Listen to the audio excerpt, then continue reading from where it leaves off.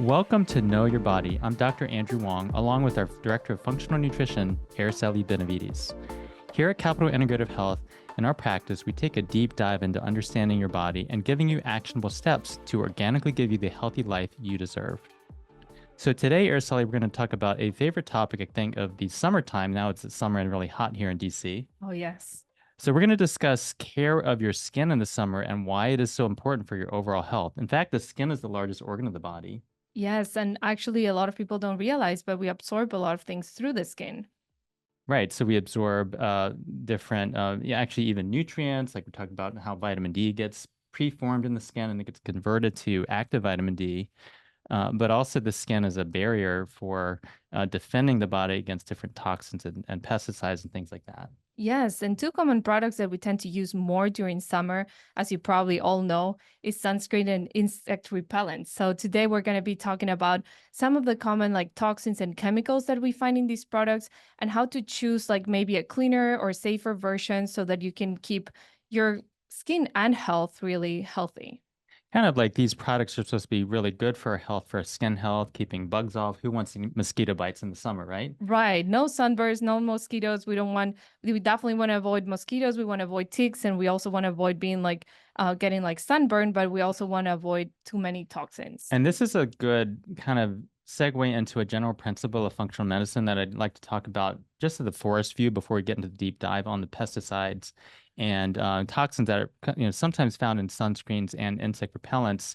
Is that every single treatment or every single action, let's say, that someone does, whether it's for a sunscreen or insect repellent, they have beneficial biological effects, and then they have things that are potentially not as beneficial or even harmful. So we want to look at all biological effects of these products, and so we can maximize the benefits while minimizing the risks. Absolutely. And maybe some of our listeners have heard like, oh, your body has the capacity to detox, so you don't have to worry about the things that maybe you get exposed to. And yes, it's right that our liver can process some of these toxins and help us to get rid of those. But we're like nowadays we're exposed to so many toxins and we're like really in an environment that is like polluted, and when we get exposed to more things than when our body is able to detox, then it starts to build up in our system, and that's where it can become like a threat to our health. So we really need to like decrease as much as possible the exposure that we have to like chemicals and toxins, because there's a lot that we cannot really control and there's some that we can. So when we can making kind of like good choices to decrease the amount of toxins that we get exposed to, that's definitely a great choice to make. So sunscreens, there's different common toxins that are found in there. Maybe yourself, if you can go through kind of the most common ones that are found and kind of what consumers should look out for when they're trying to purchase these products from the drugstore or the grocery store, etc. Yes, absolutely. So when it comes to sunscreen, we'll touch on like three common toxins or chemicals that are found. Three of those are octocrylene, homosalate, and octinoxate. So basically, these three common ingredients are found there with the purpose of blocking like either UVB or UVA rays, which is basically to prevent that sunburn, which is great. But it's also have been shown, and especially with octocrylene, it has been found in human urine and breast milk, which that means that it's also systemically absorbed.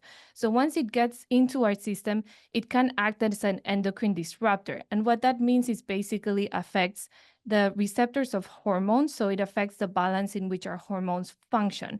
So a lot of toxins have this effect, and it can lead to a lot of like hormonal imbalances. So that's one of the big important things to notice with like chemicals and with toxins. And when it comes to like homosalate, it has also been detected to be present when it's like absorbed systemically, and it can also disrupt hormones as well. And it actually penetrates our skin faster than we can excrete it. So that's when it becomes a problem. It's like too much absorbed, our body cannot excrete it, then it can imbalance hormones. And octinoxate also mimics estrogen. So a lot of women we know like there's like estrogen dominance, there's like painful periods, like heavy bleeding, like all of these can be caused by estrogen dominance. So octinoxate mimicking the effect of estrogen can make these symptoms worse. So I think those are some of the common effects that they can have, and they can also affect thyroid health, being another common hormone. So those three, I would say, are the ones that are commonly found on the sunscreens that we probably want to avoid and try to find healthier And alternatives. we'll likely have more podcast episodes. We will on hormones. I know that's actually big probably one of the top three concerns for, listeners is, how are my hormones? Why are they not that balanced? Why are things too low or too high? Just to kind of take a step back for a second, hormones are these compounds that are found in the body that basically go to other organs and tell those organs what to do. So like certain like thyroid stimulating hormone or, things like luteinizing hormone or FSH basically tell the body to secrete adrenal hormones or thyroid hormones or sex hormones, but they kind of give your body a playbook on how to have optimal health and function. If you think about what a sunscreen is, we're trying to block the sun from having too much harmful rays and things like that. But like as Araceli said, there's these different, unfortunately, there's these a lot of the common toxins that are built into these sunscreens, which are endocrine disrupting chemicals. And basically, what she's saying is that we're putting a wrench into that hormone machine that will otherwise, help your body run optimally. So I think putting a wrench in the machine you don't really want. And so are there other, more natural alternatives to, different like kind of natural sunscreens that people might take. And then I'd also want to talk about a little bit later about like, are there times when we just want to go out and have some sun, have some sun exposure, and how much is too much, how much is too little, and things like that. Yes, absolutely. So I'm sure the listeners are wondering, okay, those are common ingredients on like general like sunscreen. So like what can I do now? Like how can I find a better alternative? And two resources that I use a lot and that I recommend patients to use as well. One is the Environmental Working Group Skin Deep database that you can just search it online. And it basically gives you, you can type in the sunscreen that you're using and it'll rank like how quote unquote like dirty it is. So like from 0 or like EWG certified, that is the cleanest, to 10, that is like the dirtiest in a way, like has more like toxins in it. So you probably want to stay between like 1 to 3, maximum 4. If you find something higher, it's probably a good idea to switch. And what you want to look in instead is probably more like mineral based sunscreens that they basically have zinc oxide or titanium dioxide, and those sit on your skin. They don't get like absorbed systemically, and they just kind of block the rays like that way, just kind of sitting on the skin, on top of the skin, and not being absorbed. And the other resource that I really like is an app called Think Dirty app. And basically it has the option to scan the barcodes. Like if you're at a store and you don't know which one to buy, you can just scan the barcode of the product and it'll tell you like the same rank from like the cleanest to the dirtiest, 0 to 10. So those are resources that can help you, like instead of having to remember like the different kinds of ingredients that you want to avoid, just kind of using those resources that can help you like guide like how good are these products for you and for your skin. So just a personal question I was wondering about, you are from the beach area. You're from Yes. Lima. Mhm. Amazing. We'll go there sometime. We also know there's beaches on the East Coast and the West Coast, other places around the world. Like when you go to the beach or when you go sunbathing, Araceli, what do you do for sunscreen personally? Like what are your kind of top tips there? And are you reapplying after 30 minutes is usually what people say. Yeah, so it's good from like a vitamin D perspective. Like when you use sunscreen, you're blocking also that ability to produce vitamin D in the skin. So around 10 minutes is what I do without sunscreen for like getting that benefit. And then mineral sunscreens, the benefit of that as well is that it doesn't take time for the effect to occur. You probably heard before, like wear sunscreen and then wait like 15 to 20 minutes before you get exposed, because it takes some time from like the chemical aspect for it to have that blocking effect. But mineral sunscreen, you just get the effect right away, right away. So you Okay. can just apply it Okay. and be already like exposed. And yes, you ideally, if you're gonna be like bathing, like going like swimming on the ocean or just like the swimming pool, you do want to reapply. um I know sometimes they say like even 30 minutes. I would probably do like every hour or two. Right, right. Every 30 minutes means you're just not enjoying it at all. Right, You're it's just just too much. continually applying. Mhm. Yeah, just to go back to that, because vitamin D is a hormone that has hundreds of different functions in the body. It's linked to cardiovascular health and bone health and immune health and hormone health. I mean, so many things. In fact, I remember there was one time that my own thyroid was a little bit slow potentially, and I just took some vitamin D as a supplement, although I could have gotten more in the sun as well. My thyroid function normalized from that. Nice. So vitamin D is really important, as Araceli said. It's important to get, to protect yourself, to, reduce your risk of skin cancer, to actually don't get sunburned, because that would be kind of this idea of, okay, your skin's getting some oxidative damage from the UV rays, but also to get enough sunlight that you're getting the photon energy, getting the pre-activated, vitamin D that gets converted to vitamin D from the sun exposure, especially during the midday hours between 10 to 2. So if you're going and first light at the beach and saying, oh, 10 minutes of walking, I'm looking at that sunrise, am I getting that vitamin D activation from the morning sun? The answer is no, you're not. You have to actually go in the midday, which is actually ironically where dermatologists say you should definitely not get exposed, but you're not getting that vitamin D activated. So kind of like going back to, and this is what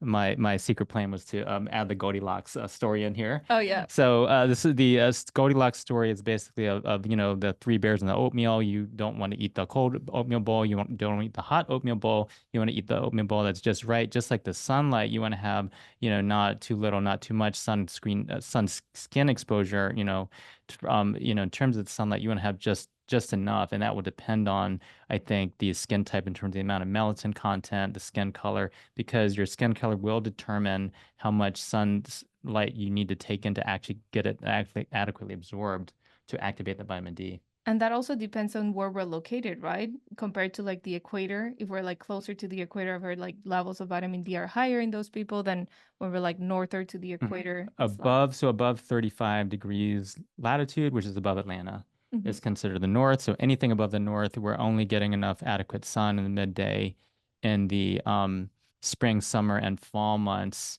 After that, like winter, you won't, you can just go outside all day and you won't get any sun to activate the vitamin D from that above Atlanta. Right. Yeah. Yeah, that's probably why in Peru, we're like close to the equator. Most of my patients had really good levels there. There you go. There you go. And the natural vitamin D supplementation from sunlight. Right. So we can talk about, when we come back, we are also dealing with insects and pests of summer, those mosquitoes, those pesky mosquitoes, and how to fight them without exposing yourself to so many toxins so that you get the benefit of them without the risk. This is Know Your Body. Welcome back to Know Your Body. I'm Dr. Andrew Wong, alongside our Director of Functional Nutrition at Capital Integrated Health, Araceli Benavides. Earlier, we discussed sunscreen and exposure to ultraviolet rays, and now let's focus on another issue of the summer, which are bugs, which are these, what we call pests, mosquitoes. I was actually wondering, this is more of a philosophical question, but do mosquitoes have a purpose? Oh, I ask myself that all the time. I don't know the answer, I think but it's the philosophy 301. I think that's a deep one. yes. Let's talk about insect repellents, because, whether they have a purpose or not, they do have a purpose for themselves, which is to bite us when we're trying to Feed from enjoy the our cells. beach, or this is right, feed on our blood, etc. So what are some of the common toxins and chemicals that are found in insect repellents that we need to be aware of, Araceli? Yes, and before we dive into that, I definitely wanted to reiterate kind of the importance of these topics, because I'm sure many of our listeners, as I am, are pretty nervous during this like time of the year, especially around like ticks. Like no one wants to get like tick-borne illnesses or Lyme disease, and especially if you're in areas that do have like ticks, you do want to protect yourself. So you do definitely want to be like careful with that. And as I mentioned for the other segment on the sunscreens, we also want to make sure we reduce the amount of like toxins that we're exposed to. And so just kind of like helping like reduce that total toxic load that we're like putting into our system. So when we think about like insect repellents, there's like three different like common toxins or like chemicals that we find in them. The first one being like DEET, you're probably familiar or have heard of it, present in a lot of like insect repellents. And also important to remember that if you applied it once or twice, it's probably like gonna be fine. Like it's just most like the repeated exposure that if your body's not able to like effectively detox it, then it can start to like cause health issues. And like DEET has been like shown that it can sometimes cause like rashes, or it can affect like the nervous system if it's like too much, and it can even cause like seizures. There's been like some cases that show that. So probably choosing like more natural ingredients can be better, which we'll touch on those as well. Two other like common chemicals or toxins are permethrin and picaridin. And the same thing, like permethrin has been found to act as a neurotoxin in some ways, so it can damage like the nervous system or the like brain health. So important not to like overuse it in a way.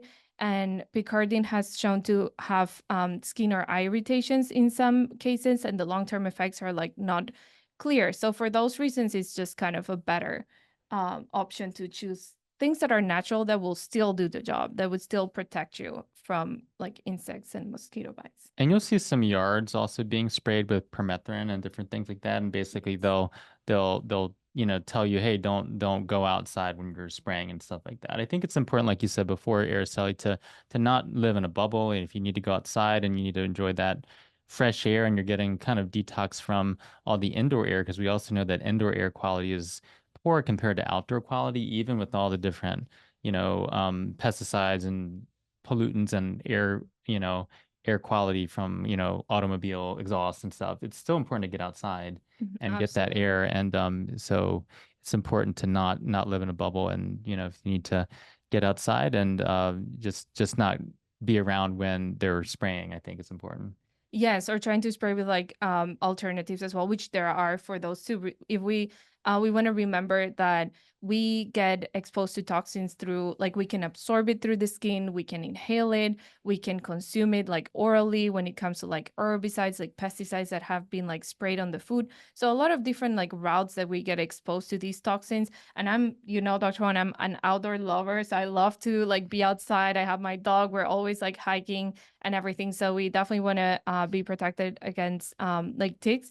And some of the things that I like to look at in these like products are like natural ingredients like citronella, eucalyptus, peppermint, lavender, like tea tree oil. And of course, these come like most of the healthier options or cleaner options come in like blends. And they tend to like in my experience, and also I know like a lot of my patients have used as well, like they work really well. And they also have like better like scents, like when you probably have sprayed sometimes like common like repellents and like Yeah. that like strong like scent, like they have like better scents than other like insect repellents as well. So that's a good ways to like find. And same resources that we talked about with the sunscreens, you can also look for like with the environmental working group database, you can also look for like insect repellents there. And I always tell my patients first, check the ones you already have, like see how it's ranked. And if it's ranked like anywhere from like 4 and above, like try to switch it.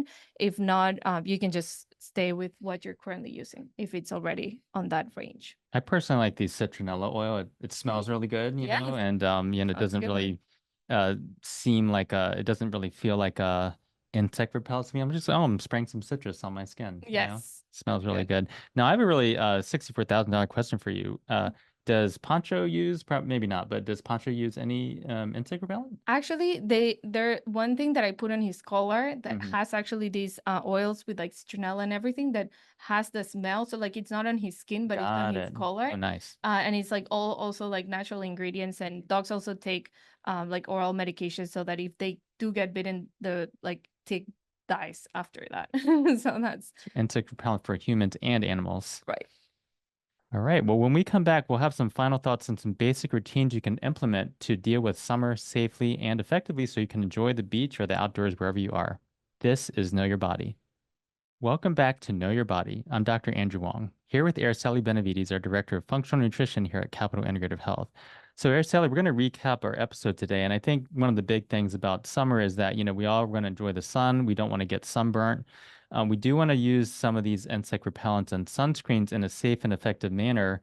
And it's important whether you decide to use conventional sunscreens or more natural, non-toxic sunscreens. It's important that you put something on because you don't want to burn your skin and increase your risk of skin cancer. So I think we have to say that first. Yes, absolutely. That's very important.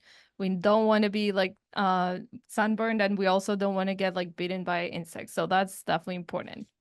So what are the major things, just to recap for our listeners here, what are the major toxins that we want to avoid when we're going to the grocery store or the pharmacy and we're looking for a sunscreen? We forgot that in our travel bag and we're going to the beach and we're trying to find that sunscreen or insect repellent. What are we looking for there, and how easy is it to find these things at the store? Yeah, so we want to avoid the ingredients such as like oxybenzone, octinoxate, homosalate, octocrylene and parabens, and you're probably going to see this in like a lot of like common sunscreens.